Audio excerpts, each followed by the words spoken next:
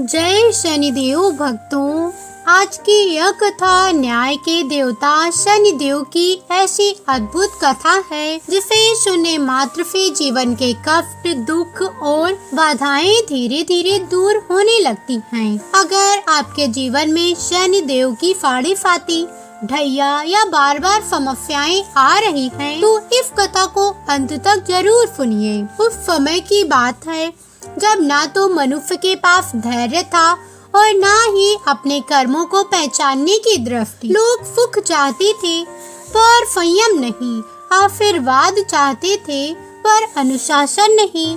उसी काल में विदर्भ प्रदेश के एक छोटे से गांव में एक परिवार रहता था जिसका नाम था हरिहर मिश्र। हरिहर मिश्र एक सीधे साधे परंतु अत्यंत संघर्षशील व्यक्ति थे। जीवन में उन्होंने कभी किसी का अहित नहीं किया, फिर भी दुख उनके जीवन में ऐसा बसा था जैसे स्थायी अतिथि हो। हरिहर की पत्नी सावित्री सरल हृदय की, धर्म में आस्था रखने वाली स्त्री थी। वह प्रतिदिन प्रातः काल उठकर ईश्वर का स्मरण करती, परंतु उसके मन में एक प्रश्न हमेशा उठता, यदि हम पापी नहीं हैं तो हमारे जीवन में इतना कष्ट क्यों? इस प्रश्न उसके हृदय को भीतर ही भीतर जलाता रहता, पर वह कभी किसी से शिकायत नहीं करती थी। उनके 2 बच्चे थे। बड़ा पुत्र माधव जो समझदार था पर परिस्थितियों से शीघ्र विचलित हो जाता, और छोटी पुत्री गौरी जो अल्पायु में ही जीवन की कठोरता समझ चुकी थी। हरिहर मिश्र का व्यापार बार बार घाटे में जाता, कभी साझेदार धोखा दे देता, कभी मौसम विपरीत हो जाता। गांव के लोग धीरे धीरे उनसे दूरी बनाने लगे। कोई खुलकर अपमान नहीं करता, पर आंखों में वह सम्मान नहीं रहा था जो कभी हुआ करता था। यह सब शनिदेव की फाड़े फाती का प्रभाव था, पर उस समय हरिहर यह नहीं जानते थे। एक शनिवार की संध्या जब गांव में शनि मंदिर के पास दीपक जल रहे थे, सावित्री का मन अचानक वहां खिंच गया। मंदिर के बाहर एक वृद्ध साधु बैठे हुए थे, चेहरे पर अद्भुत शांति, आंखों में गहरा अनुभव। सावित्री ने श्रद्धा से प्रणाम किया। साधु ने उसे देखते ही कहा, बेटी, कष्ट कर्म से आती हैं, पर समाधान कर्म से ही जाता है। सावित्री चौंक गई। बिना कुछ पूछे साधु ने उसके मन की पीड़ा पढ़ ली। उसने धीमे स्वर में पूछा, बाबा, क्या शनिदेव हमारे रुष्ट हैं? साधु मुस्कुराए। शनिदेव किसी से रुष्ट नहीं होते, वे तो न्याय करते हैं। जो उन्हें समझ ले वही उनसे भय मुक्त हो जाता है। यहीं से शुरू होती है इस कथा की असली यात्रा, जहाँ शनिदेव दंड करता नहीं बल्कि शिक्षक बनकर जीवन में प्रवेश करते हैं। साधु ने सावित्री को शनिवार व्रत की विधि समझाई। काले तिल, सरसों का तेल, पीपल का पूजन और सबसे महत्वपूर्ण धैर्य और सेवा। उन्होंने चेतावनी भी दी, यह व्रत तुरंत धन नहीं देता, पर मनुष्य को इतना सक्षम बना देता है कि वह हर परीक्षा पार कर सके। सावित्री ने उसी क्षण निश्चय किया कि वह शनिवार व्रत आरंभ करेगी, बिना किसी लालच के, केवल आत्मबुद्धि के लिए। अगले शनिवार उसने सूर्योदय से पहले स्नान किया, काले वस्त्र पहने और मन ही मन शनिदेव से कहा, हे न्याय के देव, यदि मेरे कर्मों में दोष है तो मुझे सुधार दीजिए, पर मेरे बच्चों की राह आसान कर दीजिए। उस दिन कोई चमत्कार नहीं हुआ, न धन आया न दुख गया, पर सावित्री के मन में एक अजीब सी शांति उतर आई, जैसे बर्फों से बंद कोई द्वार धीरे धीरे खुलने लगा हो। इधर माधव, जो अपने पिता की असफलताओं से भीतर ही भीतर क्रोधित रहता था, गाँव छोड़कर शहर जाने का निर्णय लिए बैठा। उसे लगता था कि यह सब भाग्य का दोष है, पर वह नहीं जानता था कि शनिदेव की परीक्षा केवल सहने की नहीं, समझने की होती है। कथा आगे बढ़ती है, जहाँ हर पात्र अपने कर्मों के साथ शनि न्याय से टकराता है। कोई टूटता है, कोई निखरता है और कोई समझ जाता है। कि शनिदेव की सबसे बड़ी कृपा देर से मिलती है पर स्थायी होती है। माधव के मन में गांव छोड़ने का निर्णय जैसे पक्का हो चुका था। उसे लगता था कि उसके पिता की तरह वह भी यदि यही रहा तो जीवन भर अभाव और अपमान ही उसका भाग्य बन जाएगा। एक रात जब सब सो चुके थे, वह चुपचाप बाहर आंगन में बैठा आकाश की ओर देखने लगा। शनिदेव का नीला सा आभा मंडल जैसे उस रात कुछ अधिक ही गहरा प्रतीत हो रहा था। माधव ने पहली बार मन ही मन प्रश्न किया, यदि सब कुछ कर्मों से होता है तो फिर संघर्ष क्यों खत्म नहीं होता। अगली सुबह अपने निर्णय की सूचना पिता हरिहर को दी। हरिहर ने कोई विरोध नहीं किया। उन्होंने केवल इतना कहा, बेटा शहर जाना बुरा नहीं पर भागकर जाना गलत होता है। माधव को यह वाक्य कठोर लगा। उसे लगा पिता उसे समझ ही नहीं पा रहे थे, पर वास्तव में हरिहर स्वयं शनि की कठोर शिक्षाओं से तप कर ही इतने शांत हो पाए थे। उधर सावित्री का शनिवार व्रत निरंतर चलता रहा। हर शनिवार वह बिना किसी दिखावे के पीपल के नीचे दीपक जलाती, कौवों को अन्न देती और मन में किसी से शिकायत नहीं करती। गांव की कुछ स्त्रियां उसका उपहास भी करती। इतना व्रत करने से क्या मिल गया? सावित्री मुस्कुरा देती। उसे अब उत्तर नहीं देना पड़ता था। उसे भीतर से अनुभव होने लगा था कि शनिदेव बाहरी परिस्थितियों से अपने मनुष्य के भीतर व्यवस्था स्थापित करती हैं। माधव शहर पहुंच गया। शुरुआत में उसे लगा कि अब सब बदल जाएगा, पर शहर की भीड़ में वह स्वयं को और अधिक अकेला महसूस करने लगा। काम मिला पर सम्मान नहीं, लेकिन उसके मेहनत तो लेते पर श्रेय नहीं देते। कई बार उसे लगा कि उसके साथ वही हो रहा है जो उसके पिता के साथ होता आया है।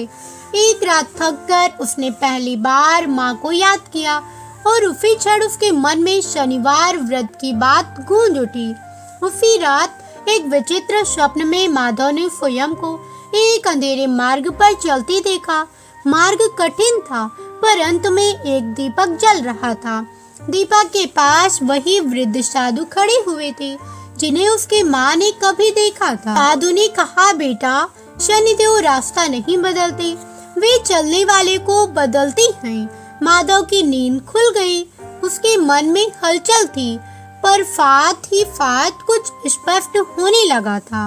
अगले शनिवार उसने पहली बार शहर में रहते शनि मंदिर जाकर दीपक जलाया, बिना किसी दिखावे के, केवल मन की शांति के लिए। गांव में इसी बीच हरिहर मिश्र पर एक और संकट आ पड़ा। पुराना कर्ज चुकाने का दबाव बढ़ गया। घर बिकने की नौबत आ गई। यहाँ वह क्षण था जहाँ अधिकांश लोग टूट जाते हैं, पर हरिहर ने आश्चर्यजनक धैर्य दिखाया। उन्होंने सावित्री से कहा, यदि यह भी फनी की परीक्षा है तो हम इसे भी स्वीकार करें। इसके बाद वहाँ पर फनी देव वही हस्तक्षेप करती हैं जहाँ मनुष्य स्वीकार करना सीख लेता है। उसी सप्ताह एक पुराना परिचित जो वर्षों पहले हरिहर से अलग हो गया था अचानक लौट आया। उसने अपनी भूल स्वीकार की और हरिहर का रुका हुआ धन लौटा दिया। यह कोई चमत्कार नहीं था, यह कर्मों के संतुलन का परिणाम था। सावित्री की आंखों में आंसू थे, पर वह जानती थी कि यह अंत नहीं, केवल एक पड़ाव है। उसने मन ही मन शनिदेव को धन्यवाद दिया, क्योंकि अब वह समझ चुकी थी कि शनिदेव देने से पहले मनुष्य को योग्य बनाती हैं। माधव के भीतर धीरे धीरे परिवर्तन आने लगा। अब वह कठिनाइयों से भागने के बजाय उन्हें समझने लगा था।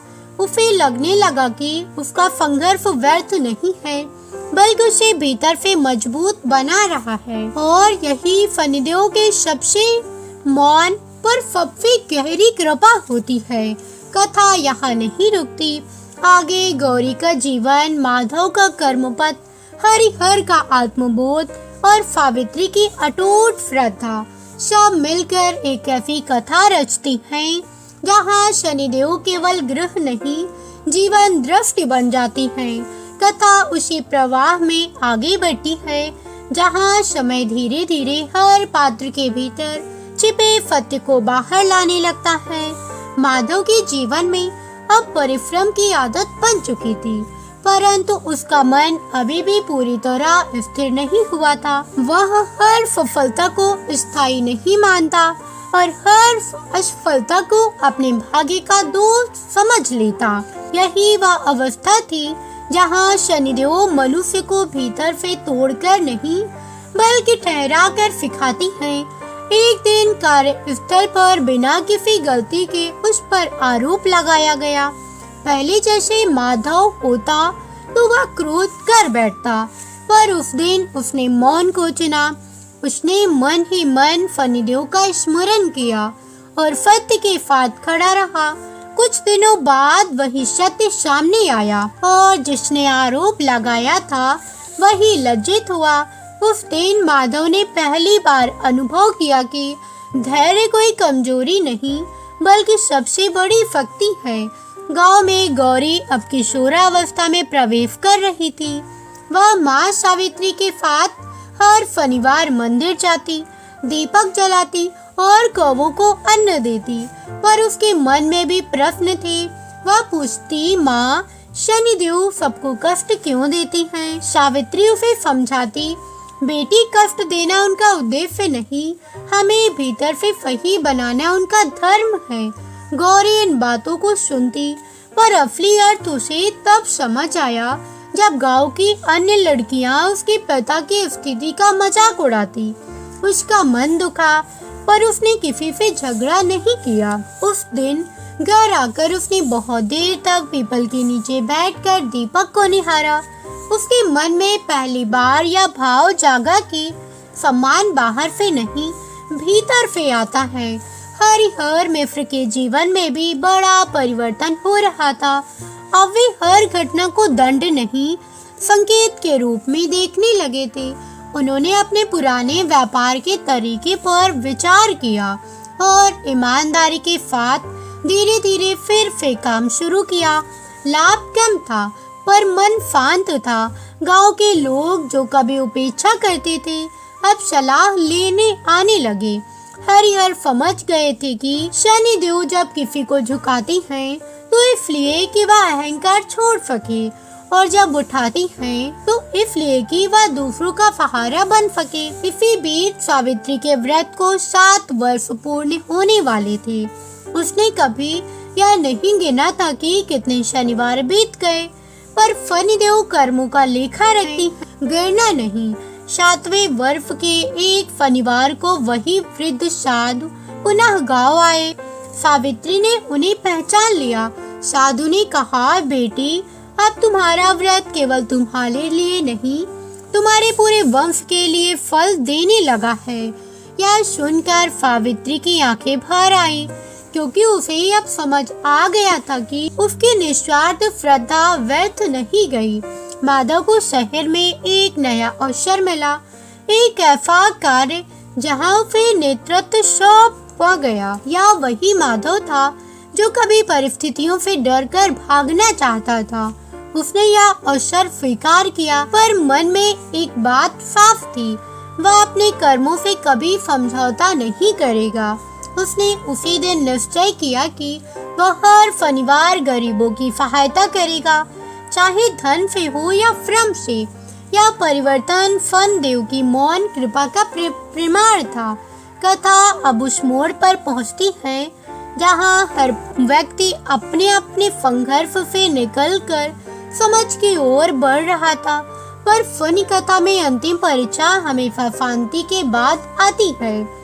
आने वाला समय सबको फिर से परखेगा, क्या यह धैर्य स्थायी है या केवल परिस्थितियों का परिणाम है। यही अगर अगला चरण है जहां शनिदेव केवल जीवन नहीं आत्मा को गढ़ती है। जीवन में शनिदेव की परीक्षा अब और सूक्ष्म होती जा रही थी।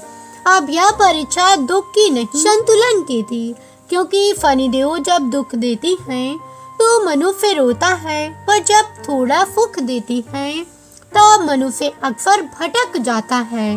यही वह बिंदु था जहाँ हरिहर मिश्र का परिवार खड़ा था। माधव शहर में पहचाना जाने लगा था। उसकी ईमानदारी और धैर्य की चर्चा होने लगी, पर साथ ही भीतर कहीं एक हल्का सा अहंकार भी जन्म लेने लगा था, बहुत सूक्ष्म पर खतरनाक। उसे लगने लगा कि उसने यह सब अपने बल पर पाया है। उसी दौरान एक बड़ा सौदा उसके सामने आया, जिसमें लाभ तो बहुत था, पर नियमों से समझौता करना पड़ता। माधव की आत्मा और महत्वाकांक्षा आमने सामने खड़ी हो गई। उसी रात उसे नींद नहीं आई। उसने शनिदेव को स्मरण किया और पहली बार स्पष्ट रूप से महसूस किया, यह परीक्षा गरीबी की नहीं, सिद्धांतों की है। अगली सुबह उसने वह प्रस्ताव ठुकरा दिया। कुछ लोगों ने उसका मजाक उड़ाया, पर उसके मन में शांति थी। शनिदेव की यही इच्छा थी, जो सही को चुनता है वही अंततः सुरक्षित रहता है। गांव में सावित्री की स्थिति अब आदर्श स्त्री जैसी हो गई थी। जिन स्त्रियों ने कभी उसका उपहास किया था, वही अब उससे सलाह लेने आने लगी, पर सावित्री ने कभी स्वयं को श्रेष्ठ नहीं माना। वह जानती थी कि यह सब उसका नहीं, शनिदेव की कृपा का परिणाम है। एक शनिवार को उसने गांव की विधवाओं और निर्धन स्त्रियों के लिए भोजन की व्यवस्था की। उस दिन उसने विशेष रूप से प्रार्थना की, हे शनिदेव, यदि मेरे पुण्य हैं, तो इन्हें दूसरों के दुख हरने में लगाइए। यही वह क्षण था जहाँ उसका व्रत साधना में बदल गया। गौरी अब युवा अवस्था की दहलीज पर थी। उसका मन सेवा में लगने लगा था। वह गांव के बच्चों को पढ़ाने लगी, बिना किसी अपेक्षा के, पर समाज की दृष्टि बदलती देर नहीं लगती। कुछ लोगों ने उसके चरित्र पर प्रश्न उठाने शुरू किए। यह वह समय था जहां सावित्री का हृदय कांप उठा, पर उसने बेटी को समझाया, बेटी, शनिदेव सबसे पहले बदनामी से परखती हैं। जो इसमें स्थिर रहता है वही सच्चा होता है। गौरी ने मौन को अपना उत्तर बनाया। समय ने स्वयं सच्चाई उजागर कर दी और वही लोग लज्जित हुए जिन्होंने प्रश्न उठाए थे। हरिहर मिश्र अब केवल व्यापारी नहीं रहे थे, लोग उन्हें सलाहकार मानने लगे थे, पर उनके भीतर एक भय अभी भी शेष था। क्या यह शांति स्थायी है? उसी समय उनका स्वास्थ्य बिगड़ने लगा। यह बाहरी कष्ट नहीं था, बल्कि शरीर की चेतावनी थी। हरिहर ने इसे भी स्वीकार किया। उन्होंने कहा, यदि यह भी शनि देव की इच्छा है, तो मैं इसे भी स्वीकार करता हूँ और ग्रहण करता हूँ। उनका यह भाव ही सबसे बड़ी साधना बन गया। समय के साथ साथ जैसे जीवन की गति शांत दिखने लगी, वैसे ही शनि देव की सबसे गहरी परीक्षा आरंभ होने वाली थी। यह परीक्षा न धन की थी, न अपमान की। यह परीक्षा थी विश्वास की, क्योंकि जब मनुष्य बहुत कुछ सहकर स्थिर हो जाता है, तब शनि देव यह देखते हैं कि क्या वह ईश्वर को केवल कष्ट में याद करता है या सुख में उतना ही समर्पित रहता है। हरिहर मिश्र का स्वास्थ्य धीरे धीरे और गिरने लगा। चिकित्सक ने स्पष्ट कहा कि अब उन्हें आराम और मानसिक शांति की आवश्यकता है। व्यापार, जिम्मेदारियां, सब कुछ एकदम छोड़ देना आसान नहीं था। हरिहर के मन में एक क्षण के लिए भय आया, यदि मैं सब छोड़ दूं तो परिवार का क्या होगा। उसी क्षण उन्होंने अपने मन को उत्तर दिया, अब तक जो संभाला है वह मेरा नहीं था, शनि देव का था। यह स्वीकार ही उनकी सबसे बड़ी शक्ति बन गया। माधव को जब पिता की स्थिति का पता चला, तब उसका मन व्याकुल हो उठा। उसने शहर छोड़कर गांव लौटने का निर्णय लिया। वर्षों बाद वह उसी आंगन में खड़ा था, जहां से वह कभी असंतोष होकर गया था। अब उसके भीतर अनुभव की गंभीरता थी। उसने पिता के चरण छुए और पहली बार बिना किसी संकोच से कहा, पिताजी, अब मैं समझ गया हूँ कि आप क्यों मौन रहते थे। हरिहर की आंखों में आंसू आ गए। यह क्षण किसी भी संपत्ति से अधिक मूल्यवान था। गौरी ने पिता की सेवा को अपना कर्तव्य बना लिया। वह रात रात पर जागकर उनकी दवा, उनका ध्यान रखती।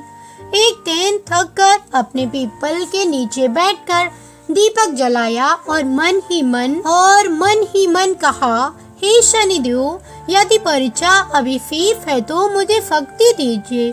उसी क्षण उसके मन में अद्भुत स्थिरता उतर आई। यह वह शांति थी जो केवल सेवा से प्राप्त होती थी। सावित्री का व्रत अब केवल अनुष्ठान नहीं रहा था, वह हर शनिवार आत्मनिरीक्षण करती। क्या उसके भीतर कहीं अहंकार फीफ है, क्या कहीं अपेक्षा बची है। वह जानती थी कि शनिदेव बाहरी दिखावे से नहीं, भीतर की सच्चाई से प्रसन्न होती हैं। एक रात उसने स्वप्न में देखा कि शनिदेव स्वयं पीपल के नीचे खड़ी हैं और कह रही हैं, बेटी अब तुम्हारी परीक्षा पूरी होने वाली है। सावित्री ने भय नहीं किया, कृतज्ञता महसूस की। इसी समय माधव को फिर से एक पत्र मिला। उसमें एक उच्च पद का प्रस्ताव दिया गया था, पर शर्त यह थी कि उसे तुरंत लौटना होगा। माधव दुविधा में पड़ गया। पिता की सेवा और कर्तव्य बनाम करियर का स्वर्ण अवसर, यही वह क्षण था जहां शनिदेव मनुष्य से उसका सत्य पूछती हैं। माधव ने प्रस्ताव को कुछ समय के लिए स्थगित करने का उत्तर दिया। उसने पहली बार लाभ के बजाय रिश्तों को चुना। यह निर्णय शनिदेव की दृष्टि सबसे बड़ा व्रत था, क्योंकि शनिदेव कर्म में दिखती हैं, त्याग देखते हैं और समय पर किया गया त्याग जीवन की दिशा बदल देता है। कथा अब उस मोड़ पर है जहाँ पीड़ा धीरे धीरे करुणा में बदल रही है और करुणा में समझ। आगे आने वाला समय बताएगा कि यह परिवार जिस अग्नि से गुजरा है वह अब उन्हें किस उजाले तक ले जाएगी। रात गहराती जा रही थी, पर हरिहर मिश्र के घर में एक अलग सी रोशनी थी, दीपक की नहीं, समझ की। हरिहर बिस्तर पर लेटे लेटे जीवन को जैसे पहली बार साफ साफ देख पा रहे। वर्षों पहले जिन घटनाओं को वे अन्याय मानते थे, अब वे उन्हें शिक्षा के रूप में पहचानने लगे। उन्होंने धीमे स्वर में सावित्री से कहा, यदि शनिदेव ने हमें तोड़ा तो केवल इसलिए कि हम भीतर से सही आकार ले सकें। सावित्री ने कुछ नहीं कहा, बस उसके हाथ को थाम लिया। उस स्पर्श की साधना समाई हुई थी। माधव अब घर की जिम्मेदारियां संभालने लगा था, पर इस बार उसका व्यवहार बदला हुआ था। वह आदेश नहीं देता था, सलाह नहीं थोपता था, वह बस उपस्थित रहता था।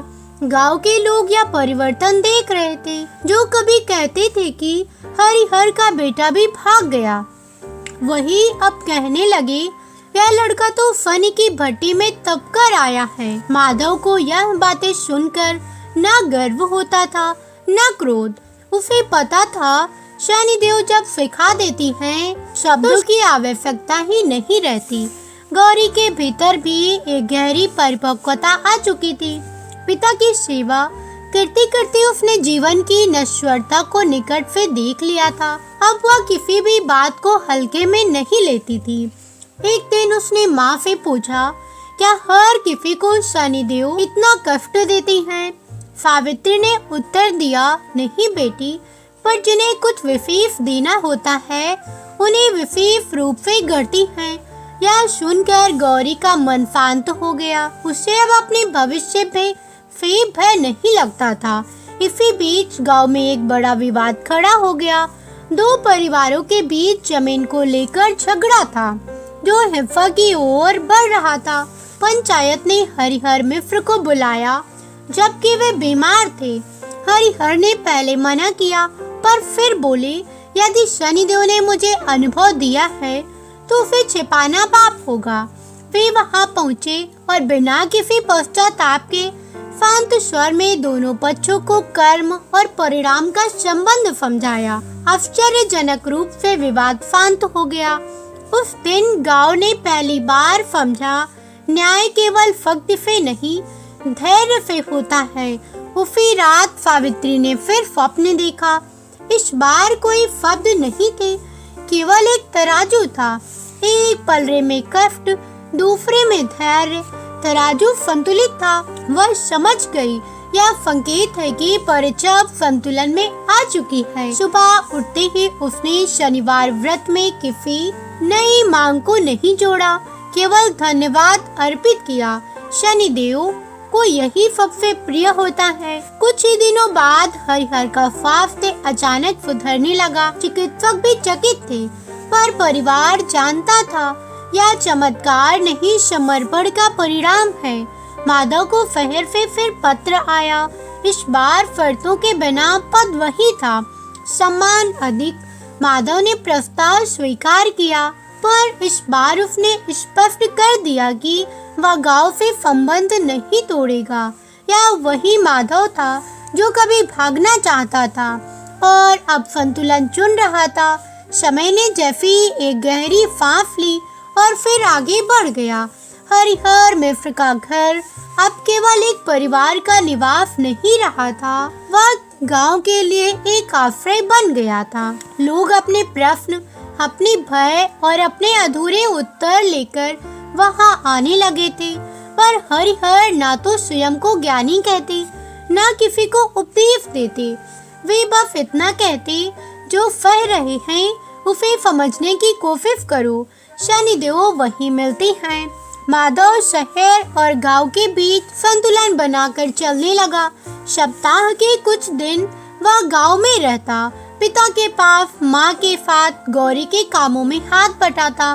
बाकी समय वह शहर में अपने दायित्व निभाता। यह दो जीवन नहीं थे, बल्कि एक ही जीवन के दो पहलू थे। और माधव ने पहली बार जाना कि संतुलन ही सबसे बड़ा पुरुषार्थ है। उसके सहकर्मी उसके निर्णयों से चकित रहते।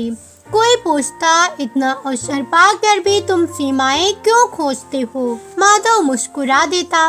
वह जानता था, जो सीमा नहीं खींचता वही अंततः टूट जाता है। गौरी के जीवन में भी एक नया अध्याय खुलने वाला था। गांव के विद्यालय में शिक्षिका की आवश्यकता थी।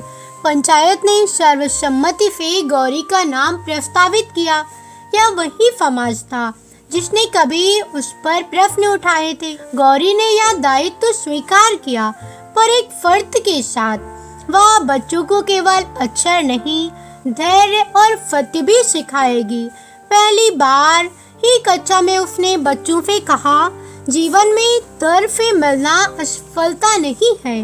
यह वाक्य जैसे शनिदेव की वाणी बनकर कमरे में गूंज उठा। सावित्री अब वृद्ध हो चली थी, पर उसकी आंखों की चमक वैसी ही थी। शनिवार व्रत अब भी चलता था, पर अब वह व्रत नहीं, जीवन शैली बन चुका था। एक शनिवार उसने पीपल के नीचे बैठकर पहली बार अपने जीवन की ओर पीछे मुड़कर देखा। कष्ट, अपमान, प्रतीक्षा और फिर धीरे धीरे मिली शांति। उसके होठों पर एक ही वाक्य आया, धन्यवाद, क्योंकि आपने जल्दी नहीं दी।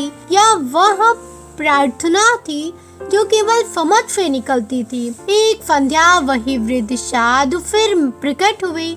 इस बार किसी ने उन्हें बुलाया नहीं था, वे स्वयं आए थे। उन्होंने हरिहर मिश्र के आंगन में कदम रखा और कहा, अब मुझे आने की आवश्यकता नहीं। हरिहर ने चरण छुए। साधु बोले, शनिदेव अब तुम्हारे घर में वास करती हैं, किसी मूर्ति में नहीं, आचरण में। यह कहकर वे चले गए। किसी ने उन्हें फिर कभी नहीं देखा। कुछ वर्षों बाद हरिहर मिश्र शांत भाव से संसार से विदा हो गए। कोई शोर नहीं, कोई भय नहीं, बस संतोष। अंतिम समय में उन्होंने माधव और गौरी से कहा, कभी यह मत सोचना कि शनिदेव ने हमें देर से दिया, उन्होंने हमें सही समय पर हम बना दिया। यह उनके जीवन का सार था। हरिहर के जाने के बाद भी उनका प्रभाव बना रहा। माधव ने गांव में एक सेवा केंद्र स्थापित किया, जहां लोग निस्वार्थ सहायता पा सके। गौरी ने शिक्षा को सेवा बना दिया। सावित्री ने मौन में ही सब कुछ समर्पित कर दिया। और शनिदेव, वे अब ग्रह नहीं रहे थे, वे इस वंश की दृष्टि बन चुके थे। कथा यहाँ समाप्त नहीं होती। जहाँ कर्म समझ बन जाए, वहाँ कथा पीढ़ियों तक चलती है।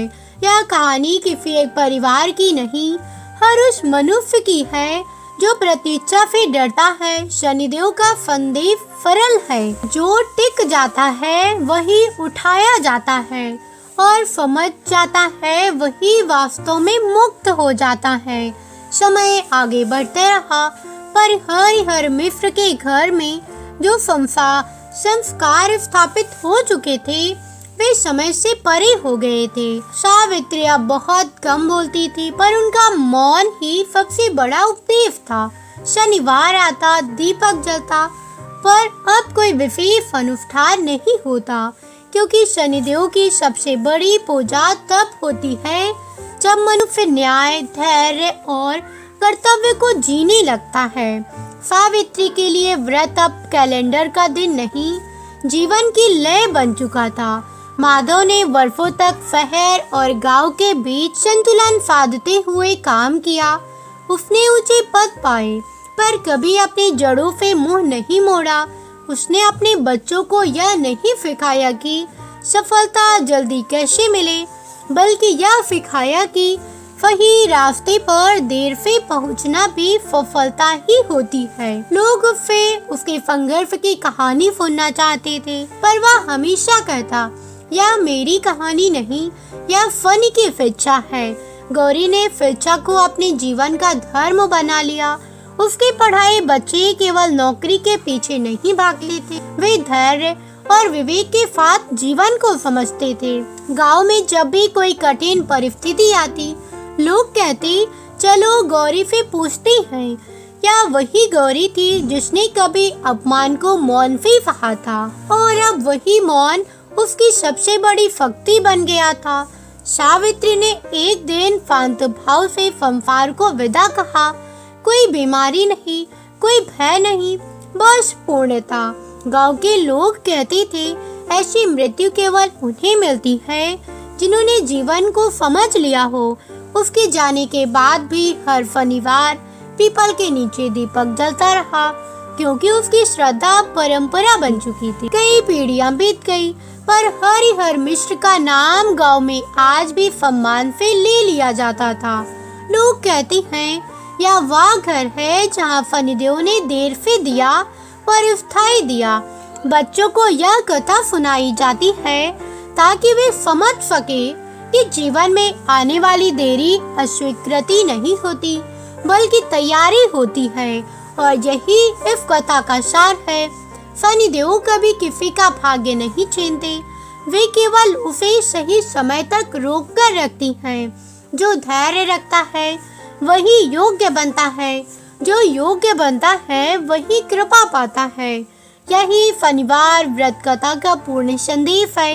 कथा समाप्त होती है, पर शनिदेव की शिक्षा जीवन भर चलती रहती है, और अंत में जब सब कुछ शांत हो जाता है, तब यह समझ आता है कि शनिदेव ने कभी कुछ छीना नहीं था। उन्होंने केवल मनुष्य को ठहरना सिखाया था। जहाँ हम जल्दी चाहते हैं, वहाँ उन्होंने धैर्य दिया। जहाँ हम टूट रहे थे, वहाँ उन्होंने समझ दी। हरिहर मिश्र का जीवन यह सिखा गया कि कष्ट दंड नहीं होते, वे तो आत्मा को मांझने की साधन होती हैं। सावित्री की साधना यह बताती है कि सच्ची श्रद्धा चुपचाप फल देती है। माधव और गौरी का यह प्रमाण बने कि जो शनि की परीक्षा में खरा उतरता है, उसे जीवन मादर देता है। यदि आज आपके जीवन में भी देरी है, रुकावट है, अकेलापन है, तो इसे शनिदेव की नाराजगी मत समझिए। हो सकता है वे आपको उस स्तर के लिए तैयार कर रहे हूँ जिसे आप अभी समझ नहीं पा रहे, क्योंकि शनिदेव जल्दी नहीं देते, पर जब देती हैं तो जीवन भर के लिए देती हैं। इसे विश्वास के साथ शनिवार व्रत कथा यहीं पूर्ण होती है। जय शनिदेव।